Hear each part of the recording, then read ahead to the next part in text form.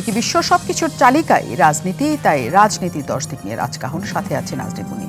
নিবেদন করছে জিপিএচ ইস্পাত। 10 দিনের ব্যবধানে দুবার ভারত গিয়ে প্রধানমন্ত্রী শেখ হাসিনা প্রতিবেশী দেশটির সঙ্গে ডিজিটাল পার্টনারশিপ, সমুদ্র সহযোগিতা, স্বাস্থ্য এবং ওষুধ সংক্রান্ত পুরনো সমঝোতা নবায়ন সহ 10 চুক্তি এবং সমঝোতা স্মারকে স্বাক্ষর করেছেন। এর মধ্যে উল্লেখযোগ্য একটি হচ্ছে রেল ট্রানজিট। এটি বাস্তবায়ন হলে বাংলাদেশের ভূখণ্ড ব্যবহার করে রেল যোগে দেশের এক অংশ থেকে আরেক অংশে সরাসরি নিজেদের পণ্য পরিবহনের সুবিধা পাবে ভারত।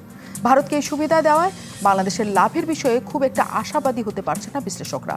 মাঠের বিরোধী দল বিএনপিও সমঝোতা স্মারকগুলোতে দেশের স্বাধীনতা ও সার্বভৌমত্ব বিপন্ন হওয়ার আশঙ্কা করছে।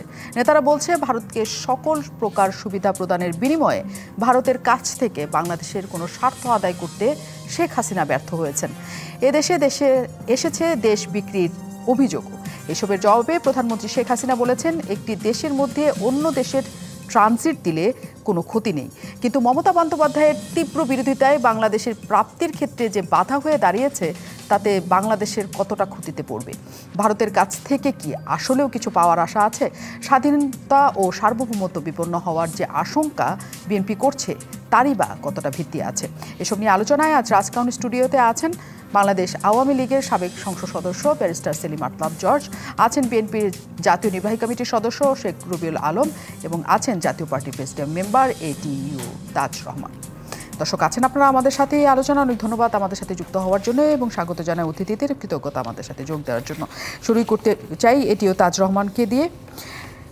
এটিইউ তাজ রহমান, প্রধানমন্ত্রীর আজকে আসলে সংবাদ সম্মেলন ছিল। প্রধানমন্ত্রী নরেন্দ্র মোদীর শপথ অনুষ্ঠানে যেও নানা আলোচিত ঘটনা তখনও ঘটেছে এবং 10 দিনের মাথায় যে আরেকটি সফর ছিল, যেটা রাষ্ট্রীয় সফর, সেইখানেও নানা কিছু ঘটেছে। কিন্তু সেই ঘটনাটা খুবই সমালোচনা জন্ম দিচ্ছে বিরোধী শিবিরে। আপনাদের কোনো রকমের মন্তব্য, মানে জাতীয় পার্টির কোনো রকমের মন্তব্য আমরা এখনও পর্যন্ত এই সংক্রান্ত পাইনি। আপনারা আসলে এই নিয়ে ভাবছেন না, নাকি আপনাদের অন্য কোনো মতামত আছে? ধন্যবাদ আপনাকে এবং আমার দুই সবিজ্ঞ আলোচক দর্শক সবাইকে সালাম এবং শুভেচ্ছা। না, আমাদের ভাবছি না কেন, রাজনৈতিক দল ভাবতে হবে, সংসদীয় বিরোধী দল ভাবছে, আমাদের দল হয়তো আলোচনা করে সিদ্ধান্ত নিয়ে একটা ব্রিফিং স্টেটমেন্ট দিতেই হবে। আজকে তো প্রধানমন্ত্রী ব্রিফ করলেন, ব্রিফিংয়ের পরে আমাদের কালকে হয়তো একটা ব্রিফিং বা এমনি একটা ব্রিফিং আসবে। আর সরকারের পক্ষ থেকে তার বক্তব্য তো সরকার প্রধান দিয়েছেন, মাননীয় প্রধানমন্ত্রী। বাংলাদেশের জনগণ, মিডিয়া, রাজনৈতিক দল, তাদের একটা বক্তব্য থাকবে। এখন আপনি যদি বলেন আমাদের দেশের মধ্যে দিয়ে ভারত নিয়ে রেল লাইন নিতে যাচ্ছে, সেটা কিন্তু কি বলছে জানেন? 1947-এর আগে, আমি পরে আসলাম আপনার এখানে আসার আগে, 1947-এর আগে যে সিস্টেমের রেল চলতো 100 কিলোমিটার পর্যন্ত, ওইটা তারা এখন চাচ্ছে। 1947-এর আগে তো আমরা একই দেশ ছিলাম, এখন তো ডিফারেন্ট দেশ। আমরা বাংলাদেশ, তার ভারত আমাদের খুব বন্ধুপ্রতিম একটা দেশ, স্বাধীনতা যুদ্ধে আমাদের সমর্থন দিয়েছে, সহযোগিতা করেছে। তাই বলে ভারতকে কি আমরা কম দিয়েছি? মাননীয় প্রধানমন্ত্রী তো গত সফর করে আসে, এই সফরের আগের সরকার থাকা অবস্থা বলেছেন ভারতকে যা দিয়েছি জীবনে বলবে না। এখন হলো এটাও বলেছেন প্রধানমন্ত্রী যে ইউরোপে কোনো বর্ডার নাই, নো ম্যানস ল্যান্ড ছিল, এটাও কারেক্ট। কিন্তু আপনার তো সেই অবস্থানে ইন্ডিয়ার সাথে আপনার সম্পর্ক নাই। ইন্ডিয়া প্রতিদিন বর্ডারে কিলিং করছে। আমি তো সিলেটের একজন লোক, আমাদের 2টা বর্ডার আছে এখানে, ডিভিশন সিলেট হচ্ছে অলমোস্ট 3টা বর্ডার। দেখার সাথে সাথে গুলি করে মেরে ফেলে। ইন্ডিয়ার সাথে আমাদের 5th লার্জেস্ট বর্ডার কন্ট্রোল, দুনিয়ার মধ্যে যত আছে বর্ডার, তার মধ্যে 5th লার্জেস্ট ইন্ডিয়া এবং বাংলাদেশ ল্যান্ড বর্ডার। দেখার সাথে সাথে গুলি করার তো প্রয়োজন নাই, ধরে নিয়ে যাও, আমাদের বর্ডার আলোচনা করে পানিশমেন্ট দাও, নিয়ে আসো। এটা আমাদের এখনও ঠিক হচ্ছে না। 96-এ যখন আওয়ামী লীগ ক্ষমতায় ছিল, আমাদের যে সাইনটা হলো সেইটার কিন্তু আবার রিনিউ করতে চাচ্ছে ভারত কিন্তু এক জায়গায় খুব, they are very good, relevant to their national interest. ক্ষমতায় কে এটা চিন্তা করে না। তখন বিজেপিও ছিল না, কংগ্রেসও ছিল না। তখন কিন্তু সেখানে আপনার ছিলেন কে? দেবগৌড়, সেই যুক্ত ফ্রন্টের সরকার ছিল সেখানে। পশ্চিমবঙ্গে ছিলেন আপনার বামপন্থী মুখ্যমন্ত্রী জ্যোতি বসু, উনি কিন্তু সহযোগিতা করেছিলেন। আবার 30 বছরের রিনিউয়াল আছে, সেটা করতে চাচ্ছে, কিন্তু সেটা করা ভালো জিনিস। আমাদের যে বন্টন, আমাদের যে ন্যায্য হিস্সা, যেটা বাংলাদেশের মানুষের দাবি, উত্তরবঙ্গের 2 কোটি মানুষের, সেটা তো আমরা এখনও পাচ্ছি না। 2011 সালে সেটা আমাদের ড্রাফটিং করা হয়েছে, সেই এগ্রিমেন্টটা আমরা এখনও কেন করতে পারছি না ভারতের সাথে। ভারত বারবার এটা পাশ কেটে যাচ্ছে। সরকারের রাষ্ট্র ক্ষমতায় আওয়ামী লীগকে চিন্তা করতে হবে এখানে রাষ্ট্র ক্ষমতা এবং রাজনৈতিক দলের ঊর্ধ্বে এই দেশের স্বাধীনতার সার্বভৌমত্ব। আর যদি রাজনৈতিক দল হিসাবে চিন্তা করে আওয়ামী লীগ যে বন্ধুপ্রতিম দেশ আমাদের সহযোগিতা করে, আমাদের নির্বাচনী রাষ্ট্র ক্ষমতায় প্রতিবেশীর সাথে আমাদের ভালো বন্ধুত্ব থাকবে, দেশে যা হোক আমরা করব, তাহলে তো অন্য হিসাব।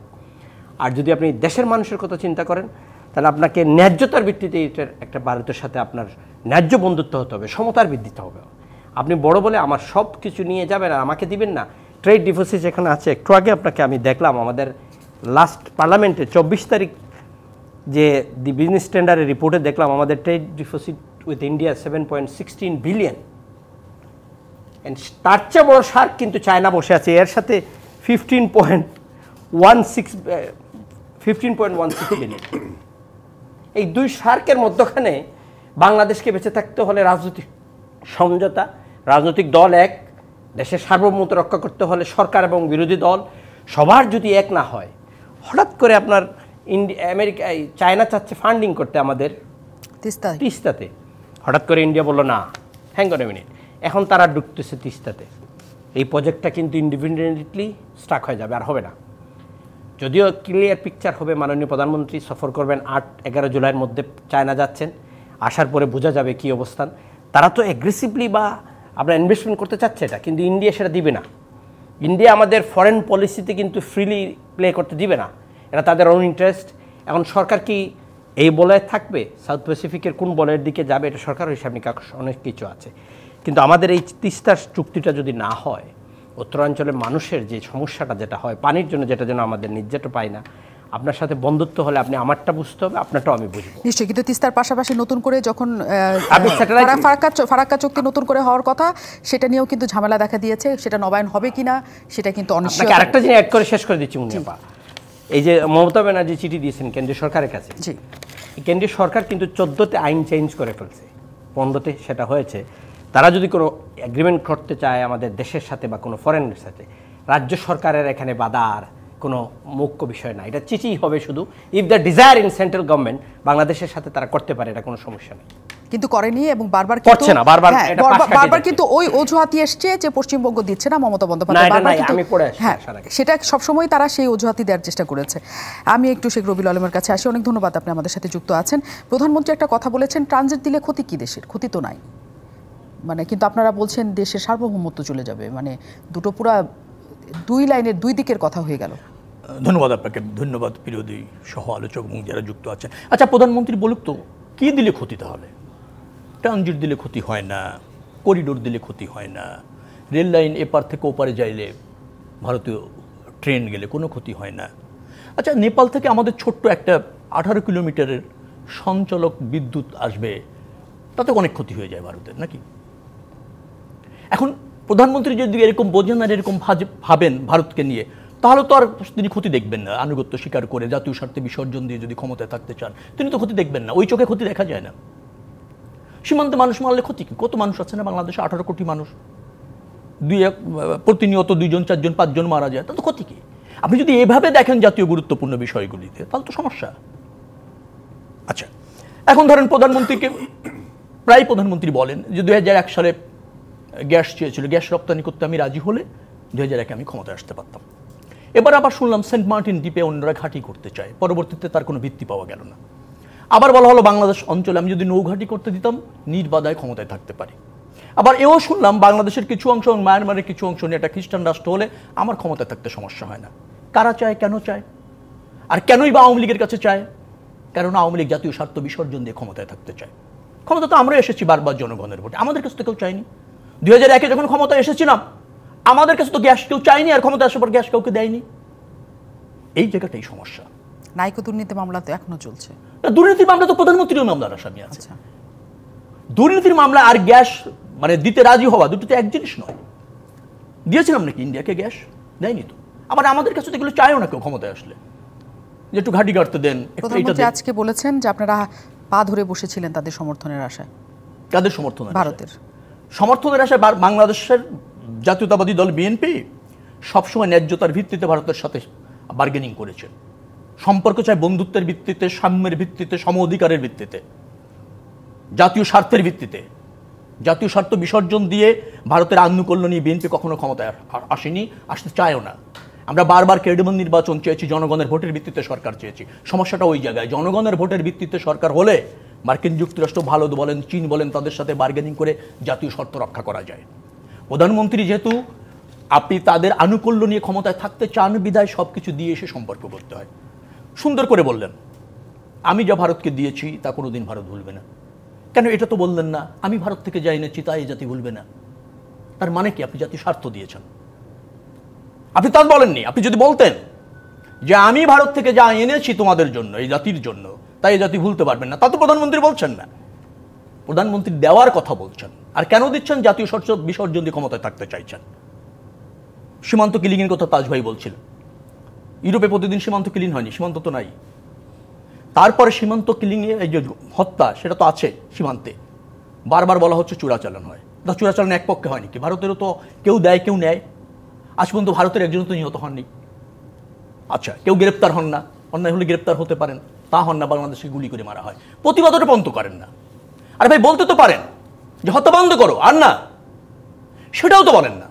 আবার বলেন কত সুন্দর করে এগুলি বিচ্ছিন্ন ঘটনা, প্রতিনিয়ত মানুষ মারছে, বিচ্ছিন্ন ঘটনা। আপনি যদি এভাবে বোঝেন, আমি বারবার বলছি, এভাবে বুঝলে সমস্যা। এভাবে বুঝলে মনে হয় না, আর প্রতিষ্ঠিত হয় যে একটা পার্শ্ববর্তী দেশের বন্ধু সে যে একটা রাষ্ট্র, তার তাবেদারি করার জন্য একটা দলকে ক্ষমতায় রাখছে এবং বাংলাদেশের জনগণকে ডিপ্রাইভ করছে। প্রধানমন্ত্রী সেই জায়গায় নিয়ে যাচ্ছেন এবং আওয়ামী লীগ বাংলাদেশকে সেই জায়গায় নিয়ে, এইটা শঙ্কার। ট্রানজিট তো হতেই পারে, কিন্তু ঘটনা হচ্ছে যে আমরা যখন সীমান্ত হত্যা বন্ধ চাই, আমরা যখন অ্যান্টি ড্যাম্পিং চুক্তির যে চার্জ আছে সেটা কমাতে চাই, আমরা যখন নেপাল থেকে কিছু বিদ্যুৎ আমদানি করতে চাই, কয়েকটা পিলার বসাবো, একটা তার সঞ্চালন লাইন বা সরবরাহ লাইনে আপত্তি আছে, আর আপনার জনগণ এপার থেকে ওই প্রান্ত পর্যন্ত আপনার ট্রেনে চলে যাবে বাংলাদেশ বুক চিরিয়ে, সেটা সমস্যা না? সেটাই সমস্যা।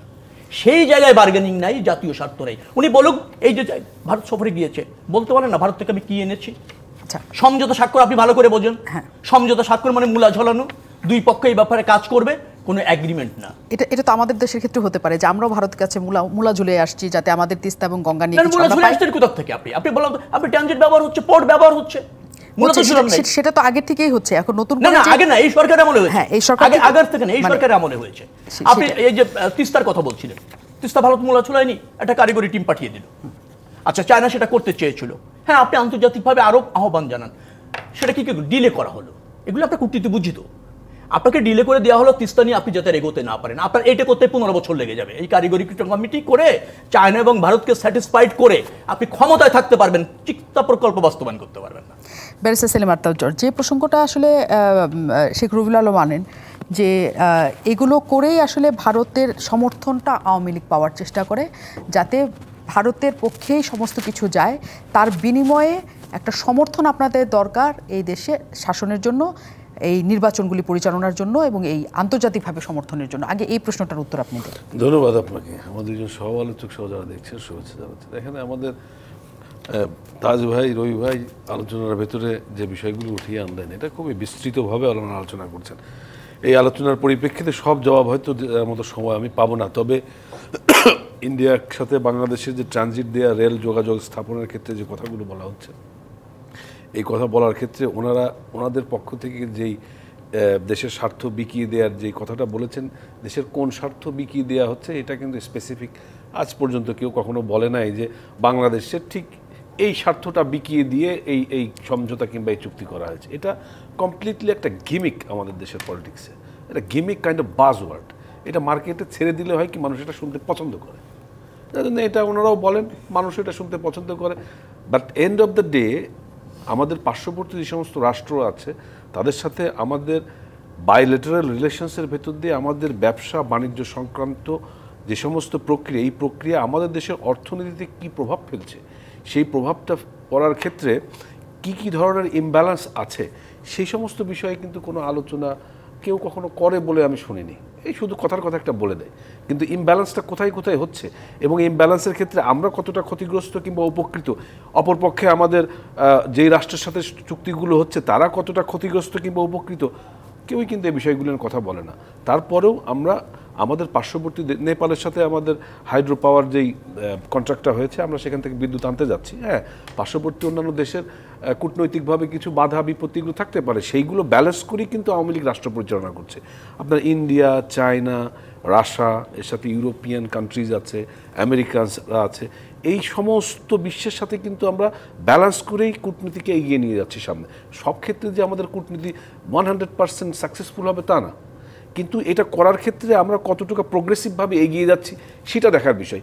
সেই বিষয়ে কিন্তু আমি এখন পর্যন্ত যারা আমাদের এই সমস্ত বিষয়গুলো নিয়ে নানান ধরনের আলোচনা সমালোচনা করেন, স্পেসিফিক কোনো জায়গায় কোনো কথা বলেন না, শুধু এই গেমিক, এই বাজওয়ার্ডটা মার্কেটে ছেড়ে দেন, সেই একইভাবে এই কথাগুলো বলা হচ্ছে। এখন যদি ট্রেন লাইন কিংবা এইগুলো চলাচল শুরু হয়, আমাদের ব্যবসা বাণিজ্যের ক্ষেত্রে ভারত যেমন সুবিধা প্রাপ্ত হবে, একইভাবে আমরাও হব। আমাদের ইকোনমিটার সাইজটা তো বুঝতে হবে। একটা মহারাষ্ট্রের ট্রানজিট দেওয়ার ফলে আমরা কিভাবে সুবিধা পাবো? আমি শেষ করতে দেন। মহারাষ্ট্রের যে ইকোনমির সাইজ, তার থেকে বাংলাদেশের ইকোনমির সাইজ ছোট। আপনার অন্ধ্রপ্রদেশের ইকোনমির যে সাইজ, তার থেকে বাংলাদেশের অর্থনীতি ছোট। বাংলাদেশের সাথে তাদের অর্থনৈতিক ব্যবস্থাপনা যে খুব বড় হয়ে যাবে, বিষয়টা এরকম না, কারণ আমরা রাষ্ট্র হিসাবে ছোট, আমাদের অর্থনৈতিক ব্যবস্থাপনাও ছোট। এই ক্ষেত্রে যদি আমরা যোগাযোগের ক্ষেত্রে আরও স্মুথ কিছু করতে পারি, আমরা যেই সমস্ত বিষয়গুলোকে নিয়ে ভারতের সাথে বাণিজ্যিক আমাদের যে সম্পর্ক আছে, সেটা কিন্তু আমরা ব্যবহার করতে পারবো। কেননা এখন আমাদের কার্গো বলেন, এয়ার ফ্লাইট বলেন, যেভাবেই হোক, এখানে যত এক্সপেন্সিভ যেগুলো, যদি এরকম কোনো ব্যবস্থাপনা ট্রেন লাইনের মাধ্যমে চালু হয়, সেখানে খরচ কমে আসবে, আমাদের ব্যবস্থাপনা ভালো হবে, অর্থনীতির একটা ইনপুট আসবে। না, ওনারা যখন ট্রেন লাইন নিয়ে যাবে, সেখানে কিন্তু আমাদের কোনো ইনপুট নাই, এখন এক্সেসও নাই। ওনারা ওনাদের ট্রেন নিয়ে এক রাজ্য থেকে আরেক রাজ্যে আমাদের ভূমি ব্যবহার করে তারা যাবেন। তাহলে সেখানে মানে অন্তত ট্রানজিটের ক্ষেত্রে আমাদের লাভের জায়গাটা কোথায়? অবশ্যই আমাদের এই যখনই এই বায়োলেটারাল যে সমস্ত কন্ট্রাক্টগুলো হচ্ছে, সেই ক্ষেত্রে আমাদের ভূমি ব্যবহার করে যদি ভারত কোনো সুবিধা অল্প খরচে পেয়ে থাকে, এটা যদি তাদের অর্থনীতিতে কোনো প্রভাব ফেলে, অবশ্যই কোনো না কোনোভাবে বাংলাদেশ ভারতের কাছ থেকে সেই অর্থনৈতিক প্রভাবের ক্ষেত্রে আমাদের কি সুবিধা, সেই সুবিধা ইন্টারনালি কিন্তু আমরা আলোচনা করি। সমস্ত চুক্তি, সমস্ত কিছু, কূটনীতির সমস্ত বিষয় কিন্তু পাবলিক হবে না, কিন্তু পাবলিক মোটা দাগেও জানতে চায়। এটা দেশের জনগণের জানার ইচ্ছা যে আমার দেশের মাটি যারা ব্যবহার করবেন, আমি আমার মাটিটা ব্যবহার করতে দিব, আমার তাতে লাভটা কি? এখন আপনি যদি সাথে সাথে আমি আপনাকে আপনার এই প্রশ্নের সাথে একটা কথা বলি। ইউরোপিয়ান ইউনিয়নের কথা উঠে এসেছে এখানে, যে সেইখানে তো আসলে এই ধরনের ব্যবস্থাপনা নেই। ইউরোপে, তাজ ভাই, রবি ভাই খুব ভালো মতো জানেন, ইউরোপে যেই রকম জীবনঘাতী সংঘর্ষ পরস্পর সমস্ত দেশের সাথে ছিল, এটা কিন্তু তারা ইউনিয়ন করার মধ্য দিয়ে পারস্পরিক সমঝোতার ভিত্তিতে বন্ধ করেছে। তার সুফল কিন্তু ইউরোপ এখন ভোগ করছে। তো এখন যদি আমরা আমাদের পারস্পরিক রাষ্ট্রের সাথে কোনো সম্পর্কের উন্নয়ন করতে চাই, এবং উন্নয়নের ক্ষেত্রে যদি পারস্পরিক সম্পর্ক উন্নয়নের ক্ষেত্রে যদি আমরা পারস্পরিক সমঝোতায় এই ধরনের কর্মকাণ্ড এগিয়ে নিয়ে যেতে, কে জানে এই অঞ্চলের অর্থনৈতিক ব্যবস্থাপনা মানুষের একটা জায়গায় বোধহয় আমি সেলিম আর্তাল জর্জ, আমি হয়তো মিস করে যাচ্ছি, সেটা হচ্ছে ইউরোপীয় ইউনিয়নের কথা যদি আপনারা বলেন, সেখানে হচ্ছে সকল দেশের সাথে যোগাযোগ রক্ষা করতে হবে। তারা জার্মান যদি ঢুকতে পারে, সুইডেনে যে সুইডেন ঢুকতে পারবে, যে ফ্রান্সে যে, তাদের কোনো অসুবিধা নাই। কিন্তু আমার দেশে ভারত ঢুকবে, আমি কি ভারতে ঢুকতে পারি? আমার এই ট্রেন আমি আসলে ব্যবহার করতে পারবো কিনা, ভারত আমাকে সেই ট্রেন ব্যবহার করতে দিবে কিনা, ভারতের কোনো রাজ্যের উপর দিয়ে আমি ট্রেন চলাচল করতে পারবো কিনা, আমার ট্রেন পশ্চিমবঙ্গে ঢুকে আমাকে পশ্চিম কলকাতার স্টেশনে নামাইতে পারবে কিনা। আমার প্রশ্ন হচ্ছে, আমরা ভিসার জন্য যে দাঁড়ায় থাকি, আমাদের 3 মাস পর পাসপোর্ট ফিরে আসে, আমরা সেটা সহজ হবে কিনা। কিছু তো আমার প্রাপ্তিযোগ হবে, যেটা আপনি সূক্ষ্ম সকল কিছু সকলে জানে না, কিন্তু মোটা দাগে তো জনগণের জানার অধিকার আছে যে আমি আমার ভূমিটা দিলাম ভারতকে ব্যবহারের জন্য, বদলে ভারত আমাকে কি দিল। এই প্রশ্নের উত্তর অবশ্যই আমি নিতে চাই। হ্যাঁ, আমি নিতেই চাই, অবশ্যই নিতে চাই জনগণের পক্ষ হয়ে, তবে বিরতির পর এসে। অনেক ধন্যবাদ দর্শক আমাদের সাথে থাকার জন্য। আমরা আলোচনায় আছি বাংলাদেশ ভারত বন্ধুত্বে কি লাভ কি ক্ষতি, এই প্রশ্নকে সামনে রেখে, এবং আমাদের সাথে অতিথিরা আছেন, তাজ রহমান আছেন আমাদের সাথে। আমরা তার কাছে আবার একটু যেতে চাই। প্রশ্ন যখন আসে, এবং এক সময় কিন্তু মনে হচ্ছে যে হ্যাঁ, আমি ট্রানজিট দিতে পারি আমার প্রতিবেশী রাষ্ট্রে যদি দরকার হয়, এবং সবচেয়ে বড় বন্ধু যারা, তাদেরকে আমার ট্রানজিট দিলে কি ক্ষতি, এই প্রশ্নটা এসছে, বারবারই এসছে। রবিউল আলম বললেন যে না, আমার ক্ষতি নাই, কিন্তু সেই অনুপাতে আমাকে নিয়ে আসতে হবে বাইরে থেকে। নিয়ে আসার পর্বটা যদি আমি বাদ দিই, ট্রানজিট দেওয়াতে আসলে আমার দেশে কোনো ক্ষতি আছে কিনা? দেখেন, আমি এখানে শুধু ট্রানজিটের না বলে একটু বিস্তর আলোচনাটা বলি। আমার জর্জ ভাই বলছেন যে ফ্রেঞ্চ এবং ইউকে, এটা ট্রু।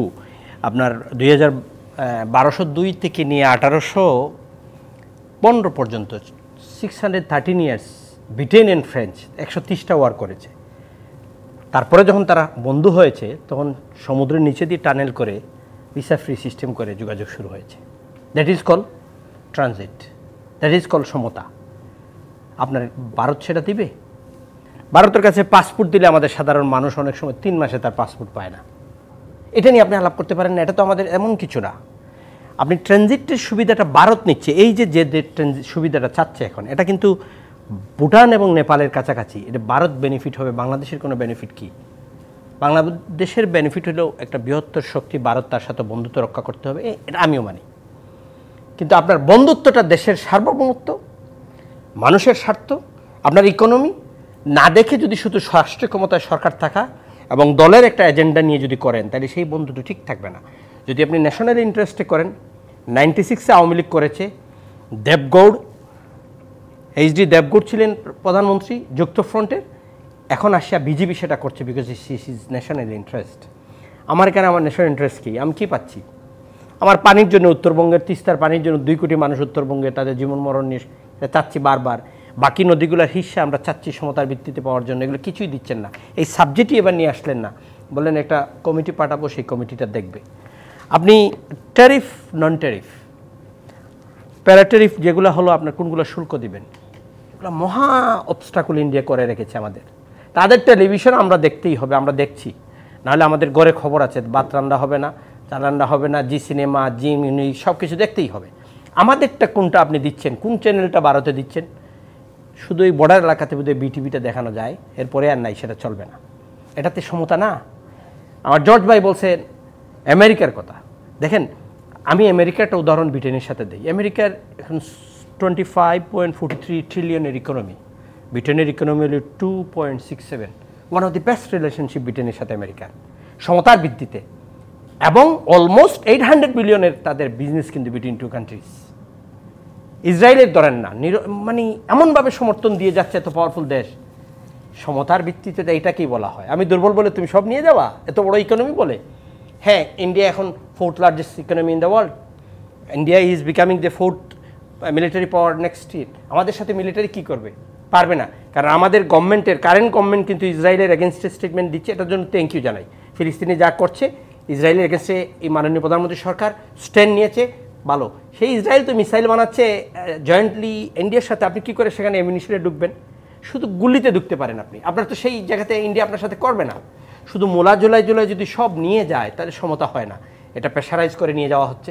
আর সমতা হলে আপনি ট্রানজিট দেন, নো প্রবলেম, ভিসাটা ইজি করেন, বর্ডার কিলিং জিরোতে নামিয়ে নিয়ে আসতে পারেন। মানে প্রাপ্তির ভিত্তিতে আপনি ট্রানজিটের ভিত্তিতে হবে, এটাই এদেশের মানুষের কথা চিন্তা করে, জনগণের কথা চিন্তা বলা হয়ে থাকে যে কথা এটিও তাজ রহমান বলছেন যে সমতার ভিত্তিতে হবে, যা কিছু হোক না কেন 2 দলেরই সেটা লাভের জায়গায় থাকতে হবে। কিন্তু যখন একটা বড় একটা রাষ্ট্রের কথা আসে এবং তুলনামূলক একটা ছোট রাষ্ট্রের কথা আসি, তখন সমতা আসা কি আসলে খুব মানে সম্ভব? বড় রাষ্ট্র তো বড় কিছুই চাইবে, বেশি কিছুই নিবে, কারণ তাদের সংকট অনেক, তাদের প্রাপ্তির জায়গা অনেক। সেই ক্ষেত্রে কি সমতা আসা আসলে সম্ভব? না, সমতা ধরেন আপনি কি চাচ্ছেন, সমতা তো এটা বার্গেনিংয়ের বিষয়। আপনার কি প্রয়োজন সেটা আপনি বুঝছেন কিনা, সেটা হলো একটা ব্যাপার। আপনি অ্যাজ এ গভর্নমেন্ট হিসেবে বাংলাদেশের ইন্টারেস্টটাকে আপনি আগে ধারণ করছেন কিনা, আচ্ছা সেই ব্যাপারে বার্গেনিং করার ক্ষমতা রাখেন কিনা, বোঝেন কিনা।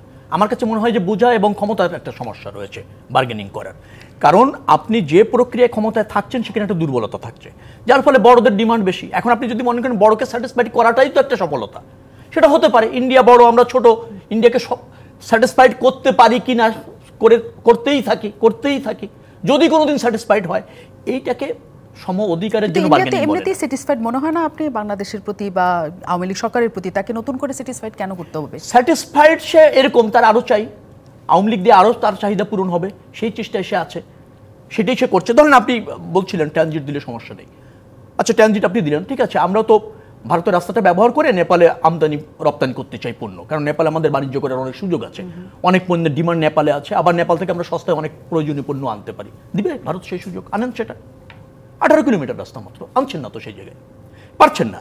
যেমন দেখেন এবার সরকার অনুরোধ করেছিল যে আমাদের নিত্য প্রয়োজনীয় পণ্য সেটা আমাদের ভারত থেকে আমদানি করতে হয়, সবসময় যেন সেটা অব্যাহত থাকে ক্রাইসিসের সময়। ভারত কিন্তু না করেছে, ভারত কিন্তু সম্মতি দেয়নি।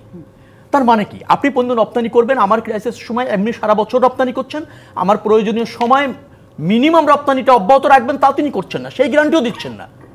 আমি কিন্তু তাকে ট্রানজিট দিয়ে দিচ্ছি, আমি তাকে পোর্ট দিচ্ছি, আমি তাকে করিডোর দিচ্ছি। এখন ধরেন রেল যাবে, তাজ ভাই বলছিলেন বাণিজ্য প্রসারিত হবে, আমি বাণিজ্যের প্রসারিত কিছু দেখছি না। ট্রানজিট এবং রেল যোগাযোগ, সেটা ভারতের পণ্য ভারতেই যাবে, বাংলাদেশের এখানে এক্সেসের কোনো সুযোগ নেই। সেখানে আমরা যে ট্যারিফ যদি পেয়ে থাকি, চার্জ যদি পেয়ে থাকি, সেটাও কোনো উল্লেখ নেই এবং তারা দিতে রাজিও না। তো এটাকে আপনি কি বলবেন? এটাকে আপনি মানে অধিকার আদায়ের প্রক্রিয়া বলবেন, নাকি একটা বিশেষ গোষ্ঠীকে ইন্ডিয়াকে খুশি করার প্রচেষ্টা বলবেন? নিশ্চয়ই সরকার সেই জায়গায় মনোযোগী। আরেকটা কথা আমি বলতে চাই, যেমন ধরেন $8 বিলিয়ন একটা ডলারের একটা ক্রেডিট লিমিট ভারত আমাদের দিয়েছিল। আপনি বিশ্বাস করেন গত 10 বছরেও সেটা 20% ডিসবার্স হয়নি, অর্থের 20%ও ডিসবার্স হয়নি। আজকে আমি পত্রিকা দেখছিলাম। এখন এভাবে যদি আপনি সম্পর্ক করেন, ফারাক্কা চুক্তি আমরা করলাম, যৌথ কমিশনের বৈঠক হওয়ার কথা ছিল 6 মাস পর, একটা মিটিংও হয়নি, পানি তো পাই নাই। ফেনী নদীর পানি তারা একতরফা তুলেই নিচ্ছে, কেয়ারই করছে না। তিস্তা নিয়ে যেগুলি চিন্তা করছে, তার আগের থেকে বিভিন্ন জায়গায় যে পয়েন্টে পানি তুলে নিচ্ছেন, এখন আর পানি ভাগ করার পানিও আপনি পাবেন না। হ্যাঁ, তো জাতীয় স্বার্থটা কোথায় হলো? কি পেলাম আমরা? আপনি আমাকে একটু বলেন যে না, ভারত আমাদের এটা দিয়েছে, এটা পেয়েছি। আমি যা দেখছি সেটা হচ্ছে যে ভারত আমাদের জাতীয় স্বার্থের ব্যাপারে কনসার্ন না। ভারতের বাংলাদেশের একটা আধিপত্য, বাংলাদেশে মানে একটা নিয়ন্ত্রণ, এবং বাংলাদেশ থেকে তার যে সমস্ত সুবিধা সম্ভাবনাগুলি আছে সেইগুলির ব্যাপারে সে কনসার্ন। কিন্তু আমাদের যে প্রয়োজন রয়েছে, আমাদের যে দাবি রয়েছে, সে ব্যাপারে সে অগ্রাহ্য করছে। একটাই কারণ, সে বাংলাদেশে তার মতো করে সরকার বসাতে সক্ষম হচ্ছে, এবং বাংলাদেশের জনগণের ভিত্তিতে সরকার হচ্ছে না বিধায় বাংলাদেশের জনগণের পক্ষে বার্গেনিং করার কার্যত কোনো কর্তৃপক্ষ থাকছে না। সেটাই হচ্ছে আমাদের জন্য সবচেয়ে বড় সমস্যা। সেলিম আলতাফ জর্জের কাছে আমি প্রথমে এই প্রশ্নটাই করেছিলাম, উনি শেষ করেছেন, যেহেতু এটার উত্তরটা আমি আপনার কাছ থেকে নিতে চাই। এই যে অভিযোগের জায়গা যে ভারত আওয়ামী লীগ সরকারকে বসিয়েছে দেখে আওয়ামী লীগ সরকার ভারতকে সবকিছু দিয়ে দিচ্ছে দেশ স্বার্থের কথা চিন্তা না করে, এই ব্যাপারে কি এইটা ওনাদের পলিটিক্যাল স্ট্যান্ড থেকে এই বক্তব্য দেয়া ছাড়া তো আর তাদের অন্য কোনো কথা বলার সুযোগ নাই। যে অন্যান্য বিভিন্ন রাষ্ট্র এসে আওয়ামী লীগকে ক্ষমতায় বসিয়ে দিচ্ছে এবং ওনারা চেয়ে চেয়ে সেই ক্ষমতায় বসিয়ে দেওয়া দেখছেন, এটা বলে ওনারা ওনাদের যে সমস্ত নেতাকর্মী সমর্থক আছে তাদের কাছে নিজেদের ব্যর্থতার দায় অন্যান্য বিভিন্ন রাষ্ট্রের ঘাড়ের উপরে দায়টা চাপিয়ে দিয়ে নিজেরা নির্দোষের মতো বসে থেকে এই কথাগুলো বলতে পছন্দ করেন। কোনোদিনই বাংলাদেশ আওয়ামী লীগ অন্য বিভিন্ন রাষ্ট্রের উপর নির্ভর করে কখনো রাষ্ট্রীয় ক্ষমতায় আসেনি। ওনারা নির্বাচনে অংশগ্রহণ করেন না, সেটা ভিন্ন আলোচনা এবং ভিন্ন বিতর্ক। কেন আসেন না, কী জন্যে আসেন না, এটা আসার ক্ষেত্রে ওনারা কী কী ধরনের দাবি দেওয়া চাওয়া আছে, সেটা বাস্তবায়ন করার ক্ষেত্রে কোন কোন ধরনের সমস্যা আছে, সেইগুলো ওনারা যখন মিট আপ করতে পারবেন না, ওনারা নির্বাচনে আসেন না। না এসে এই ধরনের কথাবার্তা মনে করে যে ভারতের সমর্থন আসলে তাদের এই ক্ষমতায় থাকার ক্ষেত্রে কোনো রকমের প্রভাব ফেলে না। না না, আমরা ভারতের সমর্থন কিংবা অন্যান্য বিভিন্ন দেশের রাষ্ট্রীয় সমর্থন, সেইগুলো বাংলাদেশের নির্বাচন এবং রাষ্ট্রীয় ক্ষমতার ক্ষেত্রে অবশ্যই অন্যান্য যে সমস্ত রাজনৈতিক দলগুলো আছে তারা যেভাবে মনে করে যে ভারত সমর্থনের ফলেই আওয়ামী লীগ রাষ্ট্রীয় ক্ষমতায় আজকে দীর্ঘ 14-15 বছর যাবৎ টানা ক্ষমতায় বসে আছেন, ওনাদের এই ধারণা সম্পূর্ণভাবেই অমূলক। কেননা আমরা বিশ্বের অন্যান্য যে সমস্ত রাষ্ট্রের সাথে আমাদের ডিপ্লোম্যাটিক রিলেশনস আছে সেইগুলো আমরা পরিষ্কার ভাষায় জানিয়ে দিয়েছি এবং আমরা সেই স্ট্যান্ডেই আছি, সবার সাথে বন্ধুত্ব, কারোর সাথে বৈরিতা নয়। সেই জায়গা থেকে আমরা আমাদের ডিপ্লোম্যাটিক রিলেশনসগুলো চালিয়ে নিয়ে যাচ্ছি। সেই ক্ষেত্রে আজকে যে আলোচনা উঠে এসেছে যে এই ট্রানজিটের যেই দেয়াটা হচ্ছে, এই ক্ষেত্রে বাংলাদেশ ইন রিটার্ন কী পেতে যাচ্ছে, সেটা পেতে যাওয়ার ক্ষেত্রে যদি কোনো আলোচনা আসে সেই আলোচনা করা যেতে পারে। এই ক্ষেত্রে তারা যদি আমাদের ভূখণ্ড ব্যবহার করে 7 সিস্টার্সে তাদের মালামাল পরিবহনের ক্ষেত্রে কিছু সুবিধা পেয়ে থাকে, সেই ক্ষেত্রে আমরা আমাদের পণ্য নিয়ে তাদের এই ভারতের 7 সিস্টার্সে আমরা কি ধরনের সুযোগ সুবিধা পেতে পারি, এই জায়গাটা বার্গেনের জায়গা আছে এবং সেই বার্গেনটা করা হয়েছে কি হয়নি সেটা কিন্তু আমরা এখনই বলতে পারবো না। তবে এই ভিসা প্রক্রিয়ার কথা বলা হচ্ছে, ভিসা প্রক্রিয়ার কথাই বলি, দেখেন ভারতের যারা এখানে হাই কমিশনার আছেন কিংবা অন্যান্য যারা আছেন তারা কিন্তু এই বিষয়ে কথা বলেছেন।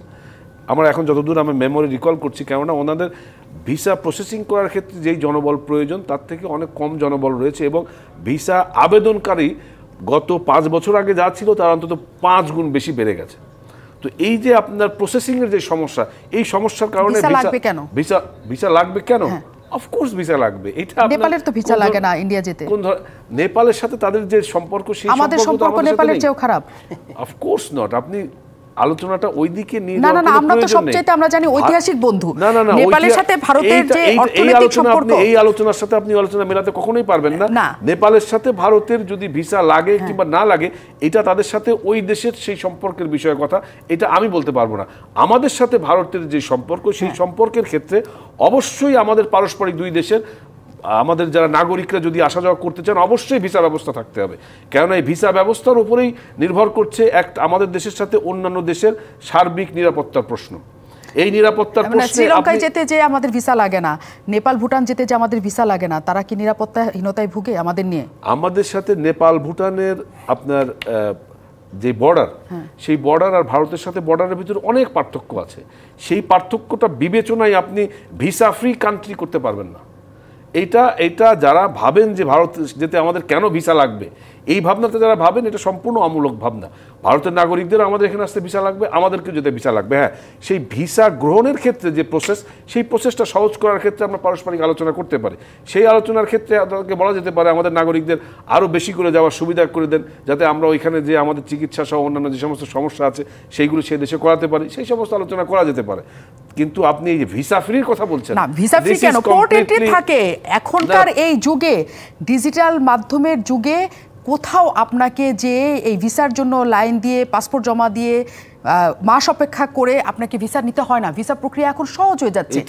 এটা হচ্ছে আপনি পোর্ট এন্ট্রির ক্ষেত্রে আপনি 2 মাস আগেও যে ভিসা নিয়েছেন, পোর্ট এন্ট্রির আপনাকে 2 মাস পরে ভিসা নিতে হলে একই প্রক্রিয়ার মধ্যে দিয়ে যেতে হবে। 2 মাসের মধ্যে একজন সাধারণ মানুষ ক্রিমিনাল হয়ে যাবে। এই যে একটা জটিল পরিস্থিতি তৈরি হয়েছে দুই দেশের মধ্যে, এই দৃশ্য আর এই যে ট্রানজিট দেওয়ার দৃশ্য থেকে শুরু করে যত আস্থার দৃশ্য, দুইটার মধ্যে আপনার পার্থক্য মনে হয় না? আপনার ভিসা দেয়া নেয়ার ক্ষেত্রে আপনি এইটা মিলিয়ে ফেলতে পারবেন না। আচ্ছা, অবশ্যই এটা মিলিয়ে ফেলতে পারবেন না, কেননা এক একটা দেশের ভিসা প্রসেসিং সিস্টেম সেই দেশ তাদের নিজের মতো করে নির্ধারণ করে। সেই নির্ধারণ করার ক্ষেত্রে তারা অবশ্যই তাদের অভ্যন্তরীণ এবং বৈশ্বিক ইন্টারন্যাশনাল যে সমস্ত ভাবনা চিন্তা তারা আছে, সেই নিরিখেই তারা সেই ব্যবস্থাটা গ্রহণ করবেন। এখন আপনি আমাদের সাথে ভারতের বাণিজ্যিক ব্যবস্থাপনার ক্ষেত্রে যে অসমতার কথা বলছেন, সেই অসমতার জায়গায় আমরা কতটুকু বার্গেন করে নিয়ে আসতে পারছি, আর ভিসা ব্যবস্থা ফ্রি করে দেয়া, এই দুটো সম্পূর্ণ আপনি বারবার ভুল জায়গায় যাচ্ছেন। ভিসা ব্যবস্থা ফ্রি করে দেওয়া এটা নিয়ে হয় নাই। আমরা বলেছি যে সাধারণ মানুষের সাথে সম্পৃক্ত যেসব প্রক্রিয়া, সেই সব প্রক্রিয়াও ভারতের সাথে আমাদের অনেক জটিল। এটার উদাহরণ হিসেবে ভিসা প্রক্রিয়ার কথা এসছে। শুধু ভিসা প্রক্রিয়ার বাইরেও আর যাবতীয় যত কিছু আছে সবগুলোই সাধারণ মানুষকে অনেক হেনস্থার মধ্যে দিয়ে যেতে হয়। এবং যে প্রক্রিয়াটা শুরু হয়েছে, আসলে যে সমতার যে কথাটা শুরু হচ্ছে, সেটা কেমন করে আমরা ভারতীয়দের মেরে কাঁটাতারে ঝুলিয়ে রেখেছি, এরকম কোনো উদাহরণ বাংলাদেশে নাই। কিন্তু আমরা এই উদাহরণ প্রতিনিয়ত শুনি, এটা নিয়েও কোনো আলোচনা হয় না। আমাদের পানি, আমাদের অভিন্ন পানি বন্টন নিয়ে চুক্তি, আমাদের গঙ্গা চুক্তি, আমাদের সকল যত কিছু তাদের সাথে আছে, সমস্ত কিছু নিয়ে আমরা মানে হেরে যাওয়া পর্যায়ে, যেটা লুজিং পজিশন বলে, সেই জায়গাতে আমরা আছি। কেন আমরা সেটা থাকবো? এত ভালো সম্পর্ক আমাদের, প্রশ্নটা সেটাই। এখন আপনার ওয়াটার ব্যালেন্সিং যে কথাটা বলেছেন, এটা আমি আপনার একটু বলি। কেননা আমাদের এখন সমস্ত পৃথিবীতে 54টা আন্তর্জাতিক নদী আছে। এই আন্তর্জাতিক নদীর পানি ব্যবস্থাপনার ক্ষেত্রে কতটা কে কিভাবে কাজ করবে, সেটা এখন একটা $1 মিলিয়ন কোশ্চেন হয়ে দাঁড়িয়েছে। কেননা সমস্ত পৃথিবীতে, ইভেন ইউরোপেও নদীর পানি ব্যবস্থাপনার ক্ষেত্রে একটা অসমতা দেখা যাচ্ছে, বিশেষ করে যারা। আমি আপনার কাছে শুনতে আসবো, এটা নিশ্চয়ই আপনি বলতে চাচ্ছেন বড় করে, আমি শুনতে আসবো।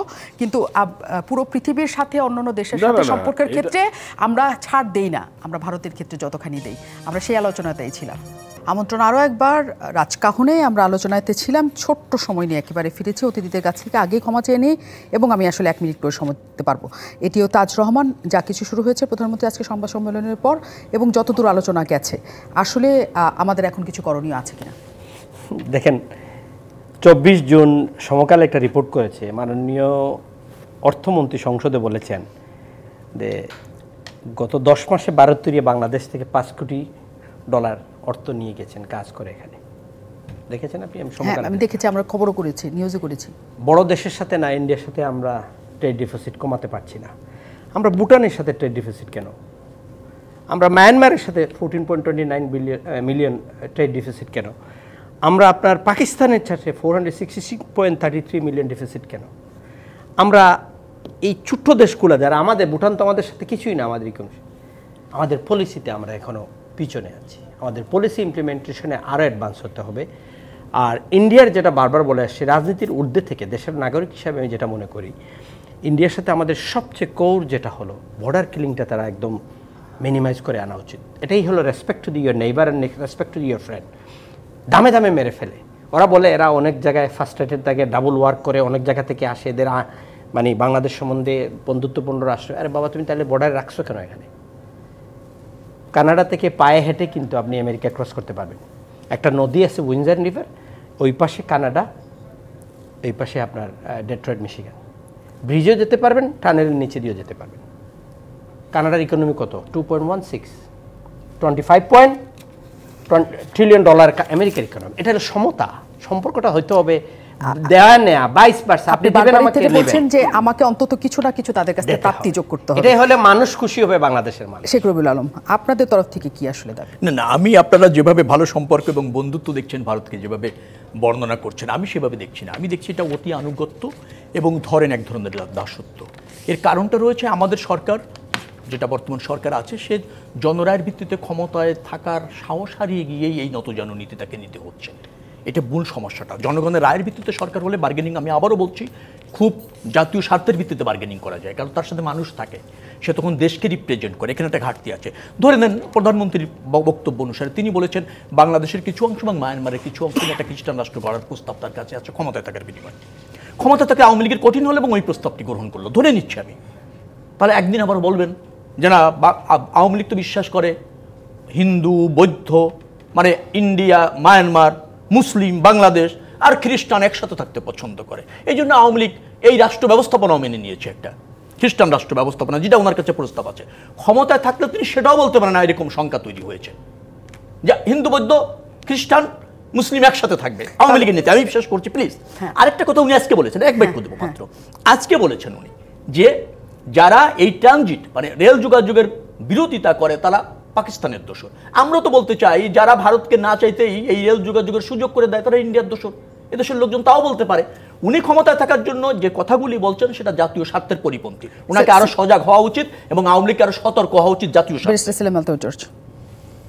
আমি জানি না রবি ভাই এই খ্রিস্টান রাষ্ট্র কে চেয়েছে কে চায়নি, সেটা মাননীয় প্রধানমন্ত্রী অবশ্যই দায়িত্বপূর্ণ জায়গায় থেকে ওনার কাছে যে সমস্ত তথ্য আছে, এই তথ্যগুলো জাতির সামনে জানানো, মানুষকে জানানো উনি কর্তব্য মনে করেছেন বিধায়ী উনি মানুষকে এটা জানিয়েছেন যে এই ধরনের বিভিন্ন রকমের অনাকাঙ্ক্ষিত কিছু কিছু বিষয় তাদের সামনে আসে এবং সেইগুলোকে ফেস করে দেশটাকে এগিয়ে নিয়ে যেতে হচ্ছে।